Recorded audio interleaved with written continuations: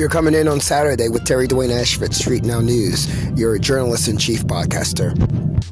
You who have been following StreetNOW News and the JIT journalist-in-chief broadcaster Dwayne Ashford, you may be aware that Dwayne Ashford was detained yesterday by Washington, D.C. Metropolitan Police. Let me give you the intricacies of it. Another parked vehicle.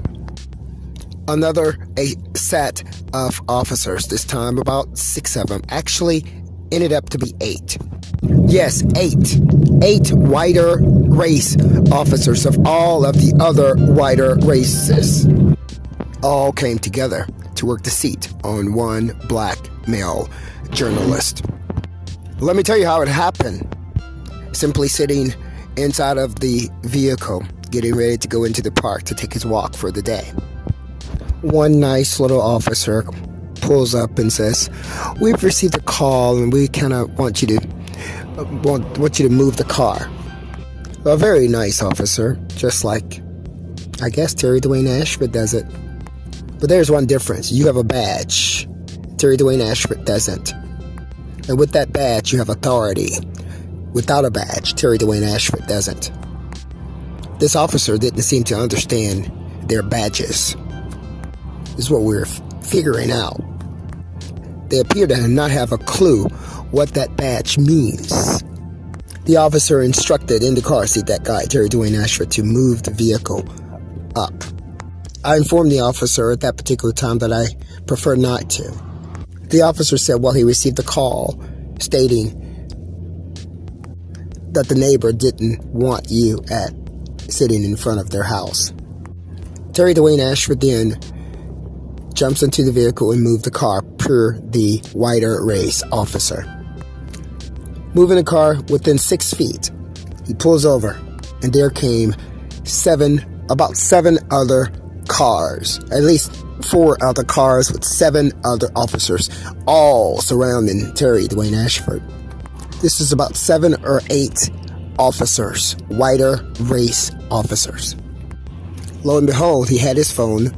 He pulled out his phone and began to record it for reporting purposes, knowing that there was a target against in the car seat that guy, Dwayne Ashford, as a black journalist in Washington, D.C., where whiter race people may be involved in sex scandals. We totally understand that. So we pulled out the phone and we began to record the incident just in case something went down. Well, it did. Officer's name, one of them I want to just totally mention, K. Pitt, extremely aggressive, white, Caucasian female officer. Another officer named Singh, and another Hispanic officer by the name of, I think it's Galero. We remind you that there were about 7 of them, all surrounding one person, one smaller black person.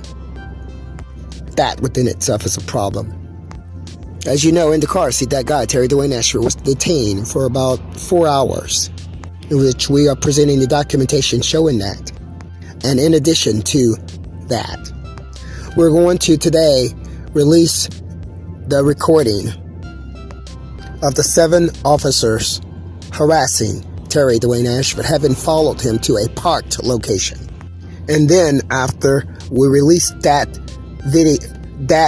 audio, we also plan to release our commentary regarding that particular audio. We're going to explain what happened regarding the registration one more time for you of the car that in the car seat that guy, Dwayne Ashford, was left to live in by the whiter race and the blacker race society. The registration was manipulated in the DC offices of tag registrations using parking tickets to defy Dwayne Ashford tags for his vehicle. When he went back to pay the parking tickets that were not his, they had increased the parking ticket and added about $1,000 more parking tickets that belonged to other people to the tags of Dwayne Ashford's car.